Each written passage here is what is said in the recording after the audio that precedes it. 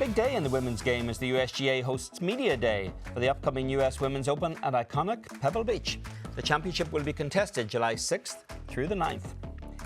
Back in 2010, the US Women's Open was contested at Oakmont Country Club in Pennsylvania. Paula Creamer finished the week 4 shots ahead of Na-Yeon Choi and Suzanne Petterson to win her first major championship. And that really was the cherry on top of an extraordinary career resume. She won the 2010 US Women's Open, 10 career LPGA victories, the last coming in 2014 at the HSBC Women's World Championship, a 7-time member of the US Solheim Cup team, and the 2005 LPGA Rookie of the Year. And we're pleased now to be joined by Paula Creamer from her home. Paula, let's go back to that 2010 at Oakmont. You grabbed the lead on Friday afternoon. You never let it go. What were the nerves like trying to hold on to win that first major championship? Oh, goodness. They were definitely there. That's for sure. I will say I had to play a lot of golf on the weekend because of the big rain delay that we had. So for me, I actually never slept, on the Sunday of the morning when we woke up on that day. I still had to finish my Saturday round. So it was kind of an unusual way to win your first major. But my goodness, that golf course is by far one of the hardest golf courses I have ever played. You have to be so mentally into it on every single shot. You cannot let your guard down and at one moment of the round, or else you could easily make a double like that. So sleeping was always the most important part of the week, which is the hardest thing to do, I think. Trying to let your brain rest during those weeks, it's difficult. One of the hardest golf courses in creation and one of the best. So as someone who's won a national championship at Oakmont, what's the value of the best women in the world having access to major championship golf at places like Pebble, Oakmont, or Open at St. Andrews, for example? Oh, I think it's great. My goodness, Oakmont by far to me was one of the hardest golf courses, like I said. And it's funny, I have not been back to play it since. I have no desire. I'm like, it's okay. I've completed what I wanted to do. I'm an honorary member, so I can go back whenever, but I just don't have that desire. Now, Pebble, the old course, golf courses like that, I want to go back and I want to keep defeating it and doing better. But for some reason, Oakmont, I'm like, that's okay. I'll see you in a couple years at the next US Open. You'd had 8 top 10 finishes in majors before that 2010 Open at Oakmont. Paula, were you feeling pressure to deliver on all of the promise back then? Without a doubt. I turned pro when I was 18, and then 3 years later it was like, oh, you're the best player to have never won a major. And it's like, oh, what? How do you get labeled that so quickly? So I put so much pressure on myself in those majors, and I always came close. I was always somewhere around the last 3 or 4 or 5 groups going into Sunday. But I could just never get the job done. So at Oakmont, for me, it was like, okay, I'm sticking to a game plan. I'm not looking at a leaderboard. I am only doing what I can do. And then I ended up winning, being the only person under par, and it worked that week. And then from there on, I was like, okay, I guess this is how you do it. Unfortunately, I haven't won since with that same game plan, but a lot goes into one week. Well, Paul, you've dealt with some injuries the last several years, but by my eye anyway, the scores are starting to come down. It looks like things are coming together for you. How would you classify the state of your health and your game? I feel great. Even after having a Hilton, she's 15 months now.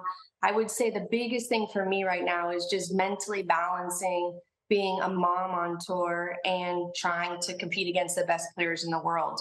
For my whole golf career, it's my 18th year, it's only been about me.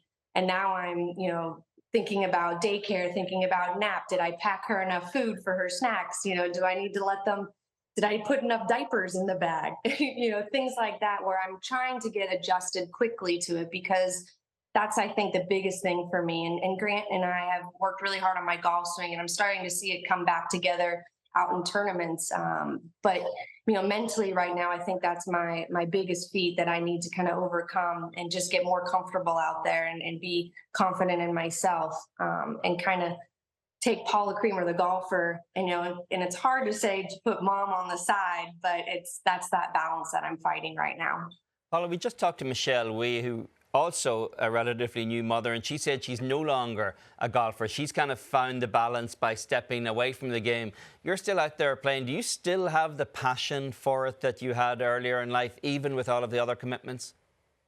Without a doubt. I wouldn't put my family through this. I wouldn't, put myself through that if I didn't believe in myself that I could go out and win again. I love the game of golf. I love competing. I love trying to get better.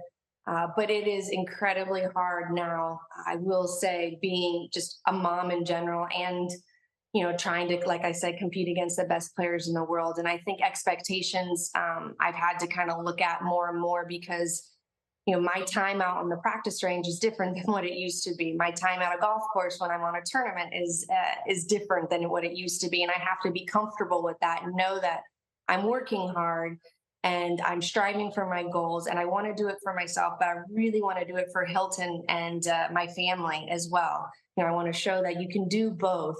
But it is a process going through it, and there's been some ups and downs, but I definitely want to keep pursuing my golf career, and I love playing. Paula, I contend that you've hit one of the greatest putts in the history of the game. Your last win, 2014 HSBC 75-footer for eagle to beat Azahara Munoz in a playoff. Christy Kerr, Morgan Pressel, Brittany Lang walked down the hill to congratulate you. This big breaking putt over a swell. What do you remember about this moment? You can see it in my face, and it was like, holy cow, did that just really happen? In that instance, in that circumstance, I'm just trying to two-putt and, make Atha make her birdie putt that she had.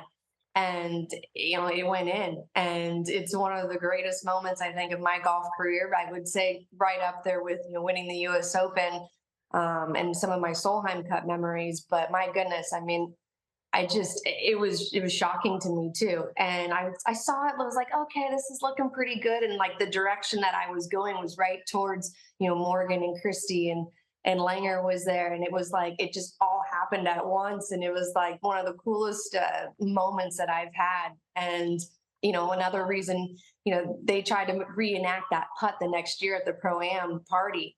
And they're like, here, do you want to try it again? And I made it again. And I'm like, okay, that's it. Like, why do I need to keep doing this putt? Just drop the mic right there. Paul, it's great catching up with you. Enjoy mamahood. Enjoy the rest of the season, and we'll speak to you down the road. Thanks, guys. Thank you very much.